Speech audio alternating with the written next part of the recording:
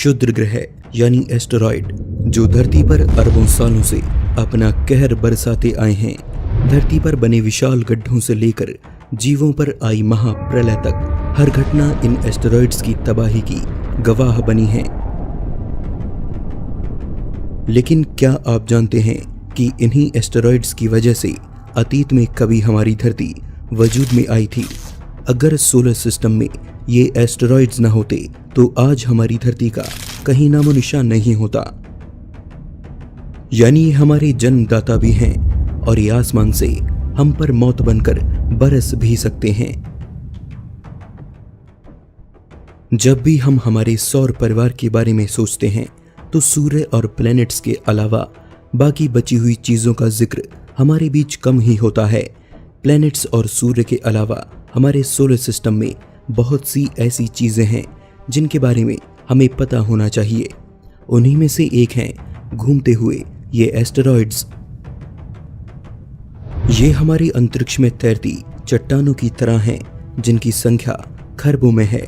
यहाँ आपको हर तरह का एस्टेरॉयड मिल जाएगा, एक कार के साइज से लेकर सैकड़ों मील बड़ा। और ये सभी हमें मिलकर ये बताते हैं कि आज से अरबों साल पहले हमारी धरती की शुरुआत आखिर कैसे हुई थी। अनंत ब्रह्मांड में तैरती एक खरबों चट्टानें अपने अंदर हमारे अतीत की कहानियां छिपाए हुए हैं।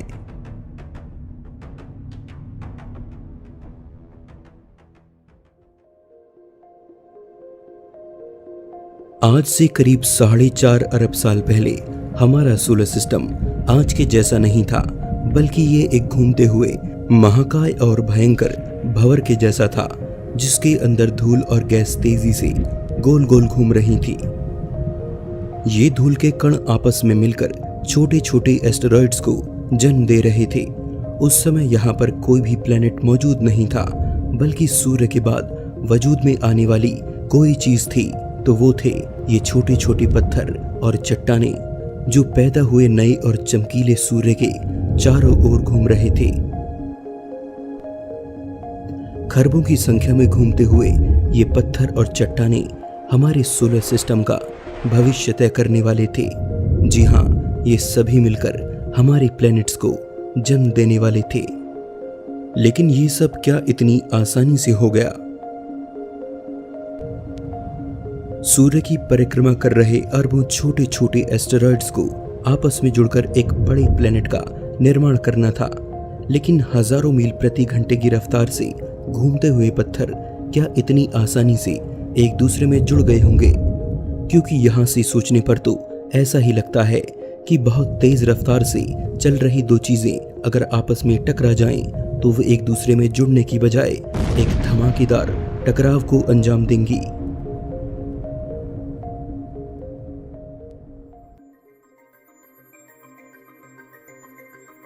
यानी केवल टकरा जाने से उनका जुड़ना काफी मुश्किल लगता है। इसी तरह से एक पूरे प्लेनेट को बनाने के लिए छोटे छोटे एस्टेरॉयड्स को किसी भी तरह से एक दूसरे में मिलना होगा। लेकिन जब हम हमारे सोलर सिस्टम के एस्टेरॉयड्स पर गौर करते हैं तो ये पाते हैं कि उस वक्त के सभी एस्टेरॉयड्स एक ही दिशा में गोल गोल घूम रहे थे।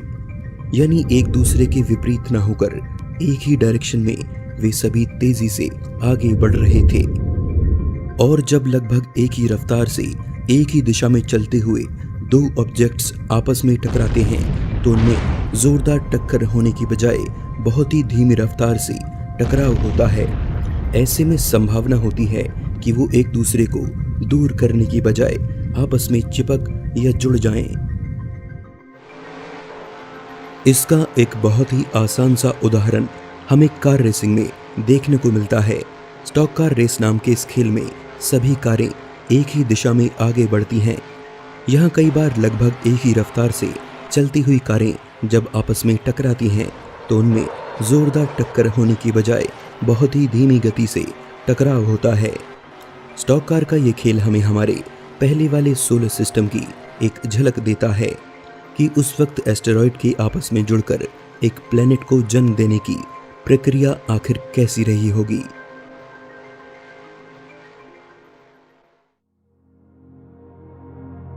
हालांकि आज से 4.5 अरब साल पहले के एस्टेरॉइड्स के आपस में जुड़ने के सबूत मिलना बेहद मुश्किल है, लेकिन हाल ही में खोजकर्ताओं ने स्पेस में कुछ ऐसा ढूंढा है जो इस बात की पुष्टि करता है कि 2 एस्टेरॉइड्स आपस में टकराकर जुड़ सकते हैं। 25143 इटोकावा स्पेस में भटकता एक ऐसा एस्टेरॉइड है जो 2 छोटे छोटे एस्टेरॉइड से मिलकर बना है, और इस बात की पुष्टि जापानीज स्पेस एजेंसी JAXA ने अपने हायाबुसा मिशन के तहत भी की है। यानी एस्टेरॉइड्स आपस में जुड़कर अपने से बड़े ऑब्जेक्ट्स को फॉर्म कर सकते हैं। ये बात एकदम सच है। छोटे छोटे अनगिनत एस्टेरॉइड्स आपस में जुड़कर एक विशाल चट्टान का निर्माण करते हैं, और जैसे जैसे ये चट्टान बड़ी होती जाती है, ये प्रोसेस और तेज हो जाती है, क्योंकि इसकी ग्रेविटी अपने से छोटे पत्थरों को खुद में समाने लगती है। इस तरह से ये चट्टान जितनी बड़ी होती है, इससे टकराने वाले एस्टेरॉइड्स की संख्या भी बढ़ जाती है और तेजी से एक प्लेनेट का निर्माण होने लगता है। ये तब तक चलता है जब तक इसके आसपास कोई भी एस्टेरॉइड नहीं बसता, और अब ये चट्टान एक प्लेनेट बन चुकी होती है। अतीत में हमारी धरती भी कभी ऐसे ही बनी होगी, छोटे छोटे पत्थरों से मिलकर। हमारे सोलर सिस्टम के सभी रॉकी प्लैनेट्स इसी तरह से बने हैं। मरकरी, वीनस, अर्थ और मार्स, ये सभी समय के साथ बड़े हुए एस्टेरॉइड्स ही हैं।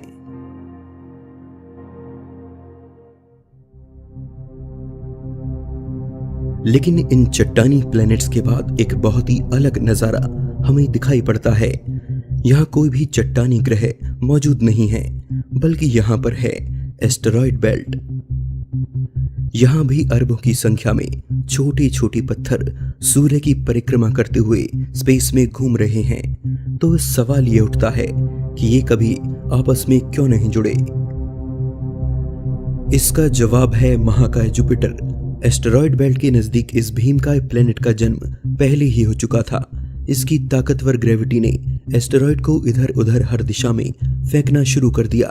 बड़े बड़े पत्थर अपनी ऑर्बिट से इसकी ओर आकर्षित होकर एक बड़े ही टेढ़े मेढ़े रास्ते पर भटकने लगे और उनमें भयंकर टक्करें होने लगी। किसी एक निश्चित दिशा में न होते हुए ये सभी इधर उधर घूमते, एक दूसरे से टकराते, छोटे छोटे टुकड़ों में बिखर गए, जिनसे एस्टेरॉइड बेल्ट का निर्माण हुआ। और ये टक्करें आज भी जारी हैं। कई बार हमें एस्टेरॉइड बेल्ट के अंदर होने वाले भयंकर विस्फोटों के सबूत मिलते हैं, जो इन्हीं एस्टेरॉइड के टकराने से होते हैं।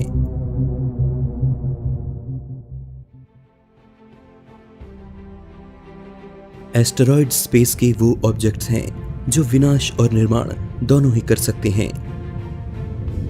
अगर ये एक दूसरे से जुड़ जाएं, तो धरती जैसे खूबसूरत प्लैनेट्स पैदा होते हैं, और ये आपस में टकरा जाएं, तो ये एस्टेरॉइड बेल्ट जैसे अद्भुत कारनामों को अंजाम देते हैं।